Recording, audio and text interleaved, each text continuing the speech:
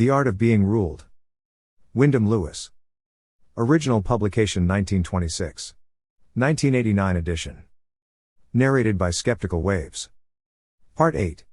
The Vicious Circle. Chapter 9. The Pros and Cons of Dominy-ation. Suppose that, 1. You were a ruler, that, 2. You lived in an educationalist era, that your rule, like the Jesuit rule in their Paraguayan reductions, necessarily took the form of pedagogy, that you ruled by means of popular instruction and suggestion, rather than of armed force, as is the case in a modern democracy. What type of person would you favor? You would yourself be a typical Dominy. And ideally the infants class would be what you would choose to take. The reason for your choosing the infants class, or for your being a Dominy at all, would be an innate desire to boss others, and be a little providence or all-knowing God to a little world lying in the palm of your hand. And these characteristics would be found in all of your kind. But also the drastic, top to bottom, changes that had to be effected in the generations you had come suddenly to control, in order to change them quickly from their age-long habits to other very different habits more in conformity with your own taste, would necessitate this. The give us a child up to 6, and do what you like with him afterwards of the Jesuits would also apply to your task. It took the Jesuits in their reductions 3 generations to transform the Indians into civilized people. This meant a 3-generation-long concentration on the child population. That too would be your task. Both from your pedagogic disposition and the political requirements of the case, the child would be your natural quarry. Or a race of neuters would be preferred by you to anything galvanized into independent life by sex.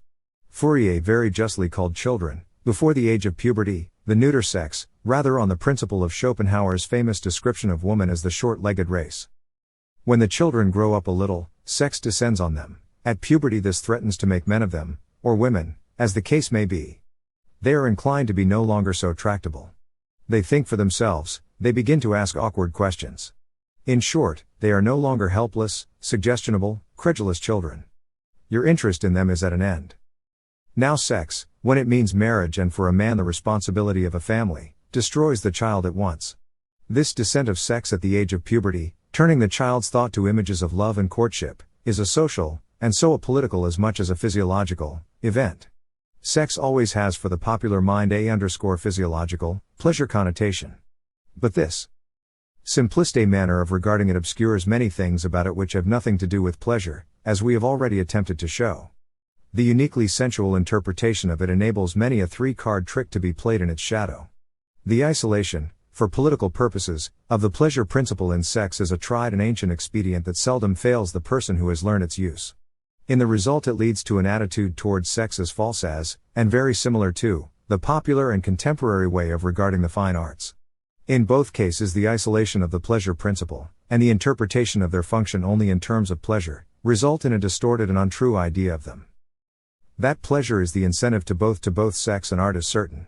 But what pleasure enables you to reach is something different to itself, or, if you like, different sorts of pleasure, for all life must in some way be pleasure, even, as we discussed earlier, the horror of destruction or the narrow escape from it, namely, the pleasures of the battlefield, or of any moving accidents, political or domestic. In a society the political and social machinery of which would be logically reduced, for the purposes of grasping it in its simplest, most radical workings, to such a figure as the above, what type of being would be pointed to as the ideal of human perfection? Obviously a child of some sort, of the same race of little children as that of which Christ proposed to build his heaven. But Christ's charm would be absent. The grace and gentleness of his evangel would not come to mind on reading the harsh and fussy textbooks of this political faith, prepared for the mechanization and fixing of the new child type. It would inevitably be some sort of neuter and sexless creature that would be pointed out to us as a model for all citizens of that New Jerusalem. When the citizen was no longer physiologically a child or a neuter, he would be recommended to remain a child or a neuter or both, in every way except in age. Especially would the necessity of remaining in tutelage, in helplessness, in neutrality, in childishness, mentally, be insisted on. The image of the famous child of Kensington Gardens who never grew up would be constantly held up before him as a cherished ideal. As to sex and the family, the same line would be taken in suggestion and argument. Sex, the crude cutting up into men and women, destroys that divine neutrality of the tender, tractable first years. This would involve something else.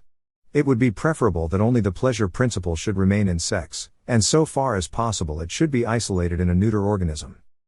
But what sort of person would be held up for the scorn and hatred of all, the great model of all that human beings should avoid? PJ, or professional jealousy, on the part of the Dominy would come into that. And sure enough, what would be regarded as another potential Dominy would be the target chosen. Intellectualness would be the thing to which, above all others, no one must ever aspire. Intellectual matters must be the Dominy's prerogative, but he would not put it that way to his little charges. He would say, an intellectual is a supercilious dog, mark you, have nothing ever to do, ever, with an intellectual. He is known to corrupt little children, he has been known to kidnap them. So beware of him. Spit, and make the monophyca, as I have taught you to at the mere name of intellect, for that is the disgusting thing that the wicked intellectual uses to corrupt little children with. Amen. In the contemporary world, the intellectual will slowly get a position similar to that of a witch or practitioner of the black arts in the Middle Ages. Men will yet be burnt because they have been discovered reading a forbidden scientific treatise. But when that time comes, it will certainly testify to a contumacious, evasive, and dangerous disposition for a man to have done such a thing. We are talking of the present, of course. So with this know-all, knowing Dominy in charge, with a jealous eye on the fruits of the tree of knowledge, anyone who knows anything will not be liked. So you must know as little as possible to be popular. But there is nothing very unusual in that, for we all know that an at all active or ambitious man or woman, such as might become a Dominy or a master or mistress, is only interested, naturally, being a Dominy, in people he or she can dominate. People who desire power experience interest in, not to say love for, only those inferior to themselves in knowledge or capacity. Their world is a world of inferiors. It is for that reason that they desire and attempt to bring about an inferior world. Therefore, if you wish to recommend yourself to such a man or woman, it is only as an ignorant, helpless, eternally subaltern individual that you can do so. And this is always true of the sort of man or woman with a taste for domination. There is one further thing to be added to this picture, which will relate it to the contemporary picture already drawn, that is, that all the behavior to which the children are urged will invariably be in the name of intelligence and culture. It is more intelligent to model yourself on the fashionable social diagram of this highly political schoolroom, and to become what the Dominy wishes you to become, etc. How this can be reconciled with the hymn of hate against the intellect, there is no necessity to go into, for everyone can discover that by means of a slight effort of observation.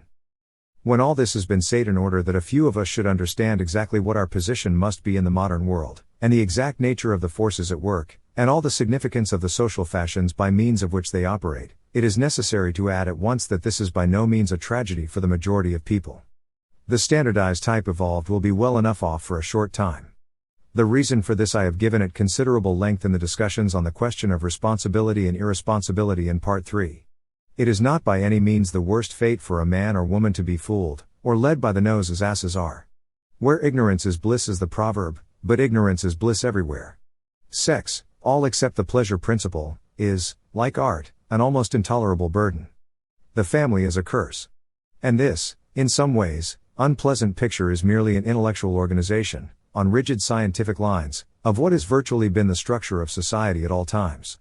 The attitude towards the intellectual means only that the era of vulgarization, of free speech, is drawing to a close, not that the intellect is bankrupt or can be dispensed with. It can be dispensed with in its travestied form of absurd enlightenment on the popular plane, that is all. And that is the last thing to be regretted. It will only be the private and unauthorized study of science that will be black magic. Only, during the revolutionary violence of this change of standpoint, the intellect has to be shielded.